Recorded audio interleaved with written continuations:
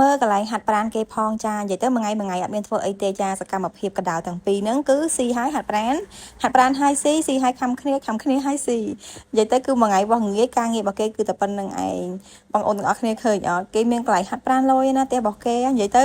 មួយថ្ងៃខ្ញុំមើលតែវាខ្ញុំមានអារម្មណ៍ថាអូយវាអត់ចេះហត់ទេណាវារត់ម៉ាស៊ីនរហូតណាវាគ្រាន់បើជាងយើងមនុស្សយើងមនុស្សអត់មានពេលរត់ម៉ាស៊ីនបានមួយថ្ងៃរបស់ងាយដូចវាទេណាវាគឺអត់ទេគឺវារត់ម៉ាស៊ីនណាចាម៉ាស៊ីនរបស់គេគឺមាននៅក្នុងផ្ទះហ្នឹងហ្មង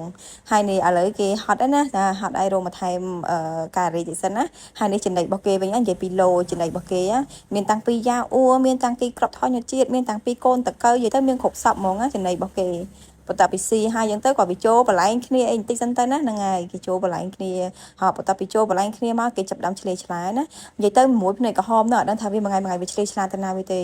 យើងអ្នកចាប់កាមេរ៉ានេះគឺចាប់តាមវាអត់ទាន់ទេចាគឺឆ្លេឆ្លាស្គាល់តែឆ្លេឆ្លាចេញតាណារួយបើផ្ទះឡើងកម្ពស់ណាណីនេះចេញតាណាហើយមើលឃើញកន្លែងទឹកគេនិយាយទៅគេមានធុងទឹកគេមានកន្លែងហាត់ប្រាណហើយផ្ទះរបស់គេស្អាតណានិយាយទៅផ្ទះរបស់គេនិយាយមែនណាលយខ្លាំងហ្មងគេមានសដាឡើងនោះហើយឃើញកូនផ្ទះរបស់គេអត់